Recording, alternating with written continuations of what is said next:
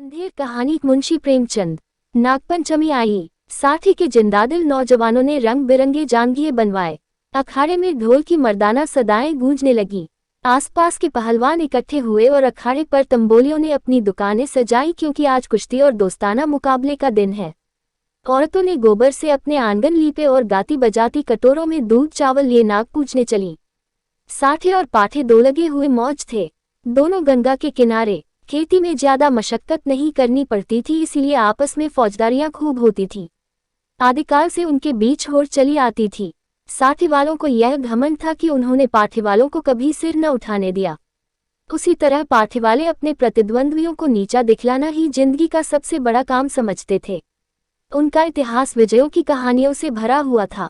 पाठे के चरवाहे यह गीत गाते हुए चलते थे, साठे वाले काय सगरे पाठे वाले हैं सरदार, और साठे के धोबी गाते, साठे वाले 60 हाथ के जिनके हाथ सदा तरवार, उन लोगन के जन्म नसाए जिन पाठे मान लीन अवतार। गरज आपसी होड़ का यह जोश बच्चों में माँ दूध के साथ दाखिल होता था, और उसके प्रदर्शन का सबसे अच्छा और ऐतिहासिक मौका यही नागपंचमी का दिन था। इस दिन के लिए साल भर तैयारियां होती रहती थीं। आज उनमें माके की कुश्ती होने वाली थी। साठे को गोपाल पर नाज था, पाठे को बलदेव का गर्रा। दोनों सूरमा अपने अपने फरीक की दुआएं और आरजुएं लिए हुए अखाड़े में उतरे। तमाशाइयों पर चुंबक का सा असर हुआ। मौजे के चौकीदारों ने लठ और डंडों का यह जमघट देखा, और मर्दों की अंगारे की तरह लाल आंखें तो पिछले अनुभव के आधार पर बेपता हो गए। इधर अखाड़े में दांव पेंच होते रहे। बलदेव उलझता था, गोपाल पैतरे बदलता था। उसे अपनी ताकत का जोम था, इसे अपने कर्तव्य का भरोसा। कुछ देर तक अखाड़े से ताल ठोंकने की आवाजें आती रहीं। तब यकाएक बहुत से आदमी खुशी के नारे मार मार उछलने लगे। कपड़े और बर्तन और पैसे और बताशी लुटाए जाने लगे। किसी ने अपना पुराना साफा फेंका, किसी ने अपनी बोसीदा टोपी हवा में उड़ा दी। साठे के मनचले जवान अखाड़े में पिल पड़े और गोपाल को गोद में उठा लाए। बलदेव और उसके साथियों ने गोपाल को लहू की आंखों से देखा और दांत पीस कर रह गए। 10 बजे रात का वक्त और सावन का महीना। आसमान पर काली घटाएं छाई थीं। अंधेरे का यह हाल था कि जैसे रोशनी का अस्तित्व ही नहीं रहा। कभी कभी बिजली चमकती थी, मगर अंधेरे को और ज्यादा अंधेरा करने के लिए। मेंढकों की आवाजें जिंदगी का पता देती थी, वना और चारों तरफ मौत थी। खामोश, डरावने और गंभीर साठे के झोंपड़े और मकान इस अंधेरे में बहुत गौर से देखने पर काली काली भीड़ों की तरह नजर आते थे। न बच्चे रोते थे, न औरतें गाती थीं। पवित्रात्मा बुद्धे राम नाम न जपते थे। मगर आबादी से बहुत दूर कई पुरुषों, नालों और ढाक के जंगलों से गुजरकर ज्वार और बाजरे के खेत थे, और उनकी मेंढों पर साठे के किसान जगह जगह मुरैया डाले खेतों की रखवाली कर रहे थे। तले जमीन, ऊपर अंधेरा, मीलों तक सन्नाटा छाया हुआ। कहीं जंगली सुअरों के गोल, कहीं नीलगायों के रेवड़। चिलम के सिवा कोई साथी नहीं, आग के सिवा कोई मददगार नहीं। जरा खटका हुआ और चौंके पड़े। अंधेरा भय का दूसरा नाम है। जब मिट्टी का एक ढेर, एक ठूंठा पेड़ और घास का ढेर भी जानदार चीजें बन जाती हैं, अंधेरा उनमें जान अड़ाल देता है। लेकिन यह मजबूत हाथों वाले, मजबूत जिगर वाले, मजबूत इरादे वाले किसान हैं कि यह सब सख्तियां झेलते हैं, ताकि अपने ज्यादा भाग्यशाली भाइयों के लिए भोग विलास के सामान तैयार करें। इन्हीं रखवालों में आज का हीरो साठे का गौरव गोपाल भी है, जो अपनी मुरैया में बैठा हुआ है और नींद को भगाने के लिए धीमे सुरों में यह गीत गा रहा है। मैं तो से नैना लगाया पछताए रे। अचाकन उसे किसी के पांव की आहट मालूम हुई। जैसे हिरन कुत्तों की आवाजों को कान लगाकर सुनता है, उसी तरह गोपाल ने भी कान लगाकर सुना। नींद की अंधाई दूर हो गई। लट कंधे पर रखा और मड़ैया से बाहर निकल आया। चारों तरफ कालिमा छाई हुई थी और हल्की हल्की बूंदें पड़ रही थी। वह बाहर निकला ही था कि उसके सर पर लाठी का भरपूर हाथ पड़ा। वह त्योरा कर गिरा और रात भर वहीं बेसुध पड़ा रहा। मालूम नहीं उस पर कितनी चोटें पड़ी। हमला करने वालों ने तो अपनी समझ में उसका काम तमाम कर डाला, लेकिन जिंदगी बाकी थी। यह पाठे के गैरतमंद लोग थे, जिन्होंने अंधेरे की आड़ में अपनी हार का बदला लिया था। गोपाल जाति ताहिर था, न पढ़ा न लिखा, बिल्कुल अधखड़। दिमाग रोशन ही नहीं हुआ तो शरीर का दीपक क्यों घुलता। पूरे 6 फुट का कद, गठा हुआ बदन, ललकान कर गाता तो सुनने वाले मील भर पर बैठे हुए उसकी तानों का मजा लेते। गाने बजाने का आशिक, होली के दिनों में महीने भर तक गाता। सावन में मल्हार और भजन तो रोज का शगल था। निडर ऐसा कि भूत और पिशाच के अस्तित्व पर उसे विद्वानों जैसे संदेह थे। लेकिन जिस तरह शेर और चीते भी लाल लिपटों से डरते हैं, उसी तरह लाल पगड़ी से उसकी रूह असाधारण बात थी, लेकिन उसका कुछ बस न था। सिपाही की वह डरावनी तस्वीर जो बचपन में उसके दिल पर खींची गई थी, पत्थर की लकीर बन गई थी। शरारतें गईं, बचपन गया, मिठाई की भूख गई, लेकिन सिपाही की तस्वीर अभी तक कायम थी।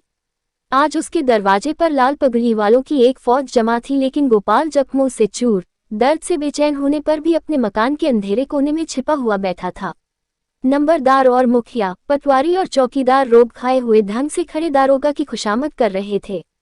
कहीं हीर की फरियाद सुनाई देती थी, कहीं मोदी रोना धोना, कहीं तेली की चीख पुकार, कहीं कमाई की आंखों से लहू जारी। तलवार खड़ा अपनी किस्मत को रो रहा था। फोहश और गंदी बातों की गर्मबाजारी थी। दारोगा जी निहायत कारगुजार अफसर थे, गालियों में बात करते थे। सुबह को चारपाई से उठते ही गालियों का वजीफा पढ़ते थे। मेहतर ने आकर फरियाद की, हुजूर, अंडे नहीं है। दारोगा जी हंटर लेकर दौड़े और उस गरीब का भुरकुस निकाल दिया। सारे गांव में हलचल पड़ी हुई थी। कांस्टेबल और चौकीदार रास्तों पर यूं अकड़ते चलते थे गोया अपनी ससुराल में आए हैं। जब गांव के सारे आदमी आ गए तो वारदात हुई और इस कमबख्त गोपाल ने रपट तक न की।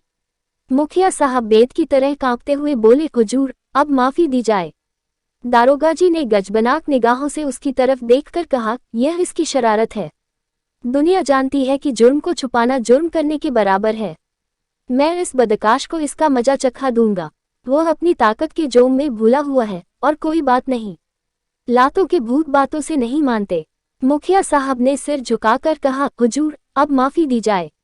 दारोगा जी की त्योरियां चढ़ गई और झुंझलाकर बोले, अरे हजूर के बच्चे, कुछ सठिया तो नहीं गया है? अगर इसी तरह माफी देनी होती तो मुझे क्या कुत्ते ने काटा था कि यहाँ तक दौड़ा आता। न कोई मामला, न ममाले की बात, बस माफी की रट लगा रखी है। मुझे ज्यादा फुर्सत नहीं है, नमाज पढ़ता हूँ। तब तक तुम अपना सलाह मशवरा कर लो और मुझे हंसी खुशी रुखसत करो, वरना गोंसखा को जानते हो, उसका मारा पानी भी नहीं मांगता। दारोगा तकवे व तहारत के बड़े पाबंद थे। 5 वक्त की नमाज पढ़ते और 30 रोजे रखते। ईदों में धूमधाम से कुर्बानियां होती।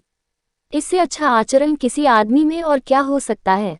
मुखिया साहब दबे पांव गुपचुप ढंग से गौरा के पास और बोले, यह दारोगा बड़ा काफिर है। 50 से नीचे तो बात ही नहीं करता। अब्बर दर्जे का थानेदार है। मैंने बहुत कहा, हुजूर, गरीब आदमी है, घर में कुछ सुभीता नहीं, मगर वह एक नहीं सुनता। गौरा ने घूंघट में मुंह छिपाकर कहा, दादा, उनकी जान बच जाए, कोई तरह की आंच न आने पाए। रुपए पैसे की कौन बात है, इसी दिन के लिए तो कमाया जाता है। गोपाल खाट पर पड़ा सब बातें सुन रहा था। अब उससे न रहा गया। लकड़ी गांठ ही पर टूटती है। जो गुनाह किया नहीं गया वह दबता है, मगर कुचला नहीं जा सकता। वह जोश से उठ बैठा और बोला, 50 रुपए की कौन कहे, मैं 50 कौड़ियां भी न दूंगा।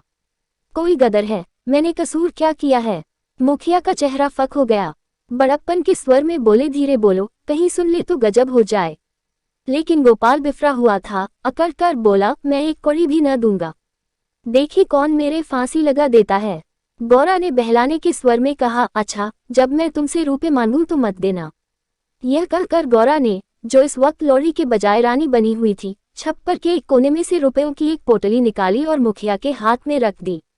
गोपाल दांत पीसकर उठा, लेकिन मुखिया साहब फौरन से पहले सरक गए।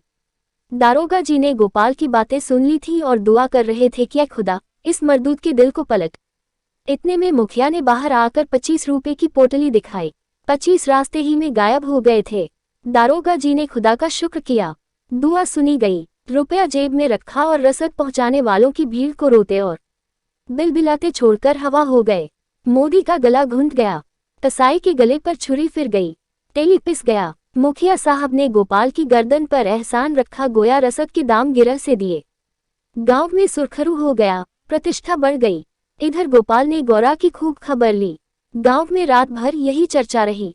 गोपाल बहुत बचा और इसका सेहरा मुखिया के सिर था। बड़ी विपत्ति आई थी, वो टल गई। पितरों ने, दीवान हरदौल ने, नीमतले वाली देवी ने, तालाब के किनारे वाली सती ने गोपाल की रक्षा की। यह उन्हीं का प्रताप था। देवी की पूजा होनी जरूरी थी। सत्यनारायण की कथा भी लाजमी हो गई।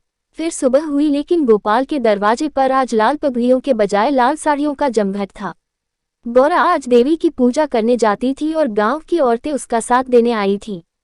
उसका घर सोंधी सोंधी मिट्टी की खुशबू से महक रहा था, जो खस और गुलाब से कम मोहक न थी।